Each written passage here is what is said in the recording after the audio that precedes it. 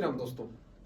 तो एक चीज तो आपको नॉर्मली पता है कि दो चीजें वो टाइम टू टाइम चेंज होती रहती हैं। पहला प्रोक्सी, दूसरा ब्राउजर। अगर ब्राउजर की बात करें तो सिंपल सी चीज है, एनएसटी ब्राउजर चल रहा है। अब आती है प्रोक्सी पे। इसका कॉन्सेप्ट ध्यान से समझिए ताकि सारी चीजें आपको वन बाय वन समझ में आ जाए और आप कहीं पे गलतियां ना करो। ठीक है, प्रोक्सी का मतलब आपको पता ही है कि सर्वर्स के थ्रू क्रिएट की जाती है, प्रोक्सीज होती है। ठीक है, कुछ प्रोक्सीज वायरलेस होती है, कुछ रेजिडेंशियल होती है, कुछ बिजनेस होती है। मोस्टली जो आपको मिलेगी बिजनेस मिलेंगी।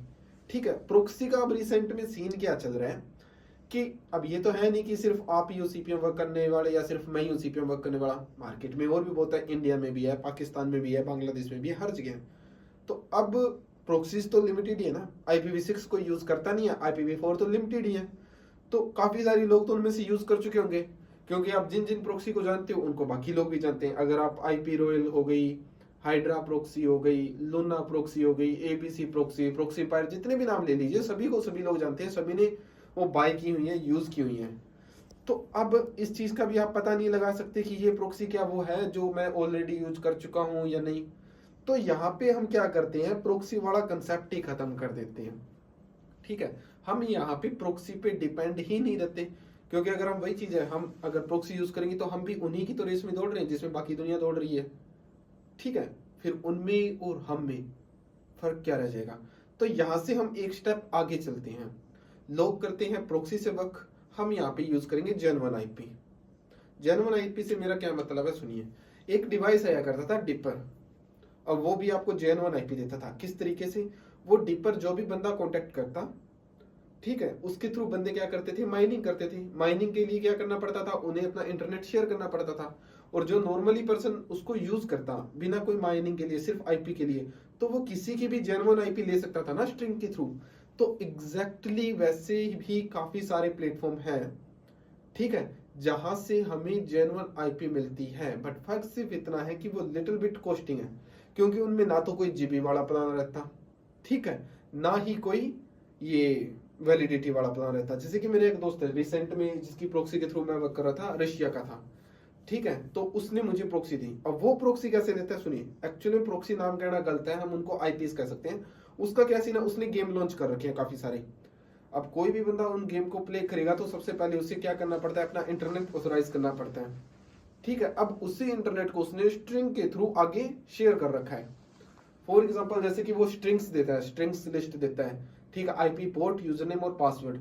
अब उनके बैक एंड में क्या है, ऑटोमेटिकली जेन्युइन IPs लगती रहती है। तो अब तक जितनी भी मैं प्रोक्सी यूज कर रहा था या फिर IPs यूज कर रहा था, तो उसने मुझे कुछ पोर्ट दिए, उन पोर्ट के बैक एंड में ऑटोमेटिकली IPs लगती रहती हैं। अब वो IP किस तरीके से होती है कि मान के चलो कोई US में बंदा बैठ के गेम खेल रहा है, गेम वो ऑनलाइन खेल रहा है। अब वो जब ऑनलाइन गेम खेल रहा है तो उसका इंटरनेट शेयर हो रहा है, और वो स्ट्रिंग से ऐड होके हमारी IP के साथ कनेक्ट हो रहा है, जो उसने हमें पोर्ट दिया है। तो हम अगर देखा जाए तो मल्टी ब्राउजर के थ्रू जो इंटरनेट यूज कर रहे हैं वो किसी का जेन्युइन इंटरनेट है, जो रेगुलरली यूज होता रहता है। प्रोक्सी का तो क्या सीन होता है कि 1 घंटा चल रही है, 2 घंटा चल रही है, 3 घंटे बाद तो वो बंद हो जाएगी ना, तो वहां पे भी इश्यू बनता है। बट नेटवर्क में ये थोड़ी है कि बंदा डेली अपना इंटरनेट कनेक्शन चेंज करेगा।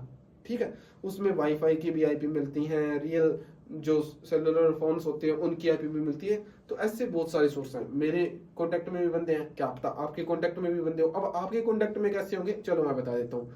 मान के चलो आपकी कोई दोस्त है जो USA गया हुआ है, कनाडा गया हुआ है, या XYZ कहीं पे भी गया हुआ है, तो आप भी तो उससे उसका कंप्यूटर एक्सेस लेके, ठीक है, या फिर उसको कह के कि ये ले ये वीडियो, इस पे क्लिक ऐसे करके ऐसे कर दे, या फिर उसके कंप्यूटर एक्सेस का इंटरनेट लेके भी तो आप उस चीज को यूज कर सकते हो ना।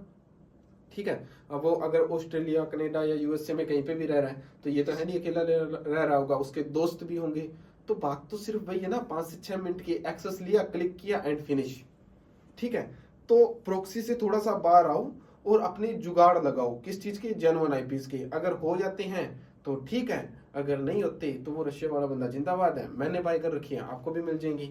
ठीक है, तो इस चीज को समझो, प्रोक्सी को छोड़ो, जेन्युइन IPs की तरफ आओ। और एक वो रिसेंट में जो 2 स्कैम हुए उनका जिक्र भी करेंगे बाद में, चलो उनकी हम बाद में वीडियो बनाएंगे, कभी कभी क्या 1-2 दिन में बना देंगे। क्योंकि रिसेंट में हमने एक, चलो मैं बता ही देता हूँ थोड़ा सा। एक कल हमने वीडियो डाली थी कुकीज के बारे में। तो मैं एक वेबसाइट यूज किया करता था, ऑटोबोट सॉफ्ट की, जहां पे कुकीज रेंट मिलती थी, 1000 कुकीज $50 की। तो मैंने वो बाय की, तो उन्होंने भी एक जबरदस्त गेम प्ले किया। क्या, पहले मैंने पैसे ऐड किए, उन्होंने वो ऐड ही नहीं किए, उन्होंने कहा हमारे पास अभी तक पेमेंट रिसीव नहीं है, ये वो टिमका फलाना। उसके बाद मैंने दोबारा ऐड किए तो वो ऐड हो गई, और वो ऐड होते ही दूसरे वाले भी ऐड हो गई। ठीक है, तो यहाँ पे एक तो उन्होंने डबल पैसा ऐड करवा लिया, क्योंकि अब आप बाद में रिफंड तो देंगे नहीं। ठीक है, दूसरी चीज क्या है कि जो वो कुकीज बना के दे रही थी, बिल्कुल फ्रेश कुकीज, जो कि 1 से 2 दिन पुरानी थी, ऊपर से वो जीमेल भी नहीं थी, वो थी बिजनेस जीमेल। यानी कि वो आपको बिजनेस जीमेल की कुकीज बना के देंगे। अब एक और मजेदार चीज क्या है कि वो आपको बना के तो सिर्फ 200 जीमेल की कुकीज देंगे, बट उन्हीं को रिपीटिशन में डाल देंगे। तो आप ऑर्डर तो बेशक 100,000 जीमेल्स की कुकीज कर रहे हो, बट आपको एट द एंड रिसीव कितनी होंगी, सिर्फ 100 या 200। तो इन चीजों से थोड़ा सा बच के रहिएगा, इनके बारे में हम एक पर्टिकुलर वीडियो में डिस्कस करेंगे।